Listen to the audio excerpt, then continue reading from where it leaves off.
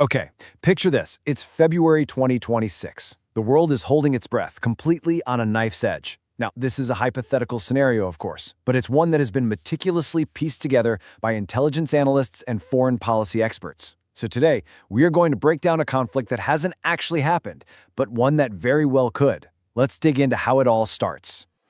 You know, the talk leading up to this moment was anything but quiet or diplomatic.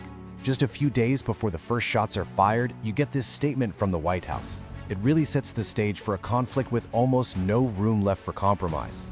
The message couldn't have been clearer: either capitulate or face absolutely overwhelming force. And so it begins, Operation Epic Fury. We're about to walk through the very first day of a war that would go on to reshape the entire Middle East, and it would do it in a matter of hours. 48 hours are just a blur, an incredible, shocking escalation. On day one, the U.S. and Israel launch a massive decapitation strike, and they kill Supreme Leader Khamenei. His son, Mojtaba, is immediately named as his successor. But Iran's response? Well, it's instant and it is devastating. They start striking U.S. bases, Israeli cities, and that crucial energy infrastructure all across the Gulf. And then by day two, they've done it. They've choked off the Strait of Hormuz. And just like that, the entire global economy feels the first massive jolt. And the human cost, it is just staggering, right from the very beginning. Iran reports over 1,500 civilian deaths, and an absolutely astonishing 3.2 million people are forced from their homes in just the first few days. I mean, think about that. This isn't some sterile, remote-controlled war. Its impact on the ground is immediate, and it is catastrophic. So the big question is, how did we even get here? A fire this intense doesn't just ignite out of nowhere. The kindling, the fuel for this fire, has been piling up for decades. For years, the main focus of international policy was trying to handle this with diplomacy, and the centerpiece of that effort was the JCPOA. You'll remember it as the 2015 Iran nuclear deal. The goal was pretty simple: trade relief from sanctions for real, verifiable limits on Iran's nuclear program. It was fragile for sure, but it was a working off-ramp from a full-blown conflict. And this slide just perfectly illustrates the strategic whiplash. On one side, you have the JCPOA, which was all about containing the nuclear threat through negotiation. And then, boom. In 2018, the U.S. pulls out and launches the Maximum Pressure Campaign. This was a totally different strategy, designed to use crippling economic sanctions to force Iran into a much bigger, much broader deal. And the result? Iran's economy goes into a nosedive, and it starts openly defying the very nuclear restrictions that the old deal had put in place. So with diplomacy basically dead, the long-running shadow war just explodes out into the open. It really kicks off in late 2023, and the conflict quickly moves from little proxy skirmishes to direct state-on-state attacks.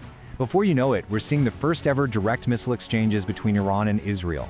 This all comes to a head in June 2025, when Israel, now with the US joining in, launches strikes directly on Iranian nuclear facilities. The path to the 2026 war is now officially paved. Okay, so let's get into the war itself and see how this thing builds into a crazy, multi-front conflict. This is not a simple two-sided fight, not even close. It's a regional firestorm, and it's fueled by what experts call asymmetric tactics. Iran's entire military strategy is built on this idea of asymmetry. It knows it doesn't need to match the US aircraft carrier for aircraft carrier.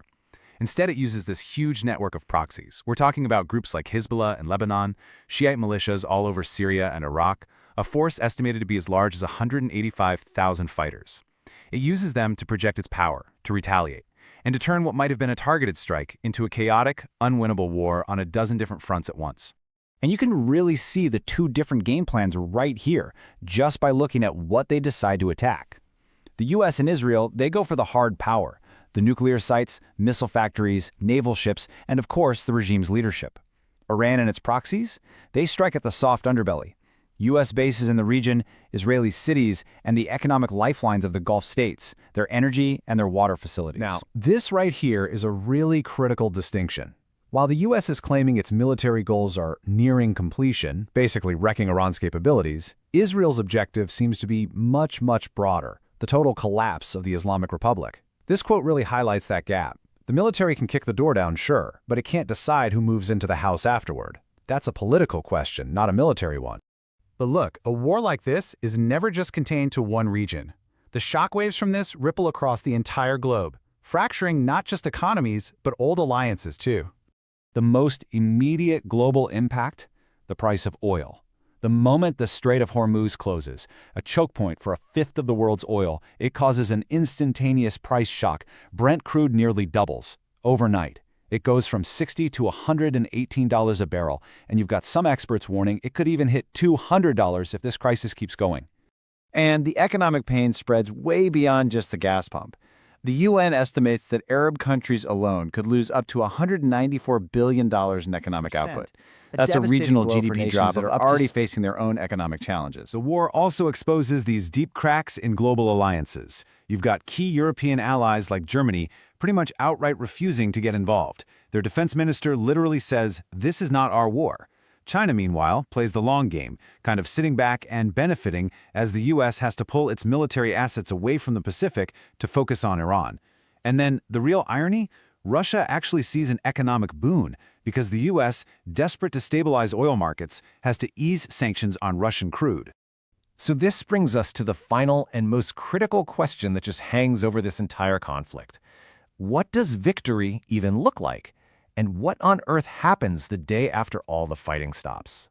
I mean, this is it. This is the multi-trillion-dollar question at the very heart of the conflict. It's the stated goal, or at least the implied goal, for some of the players involved. But what's so fascinating is that the analysis shows nobody really has a clear answer for what comes next, and pretty much all of the possibilities are just fraught with danger. The experts basically lay out two potential futures, and honestly, neither of them looks very good.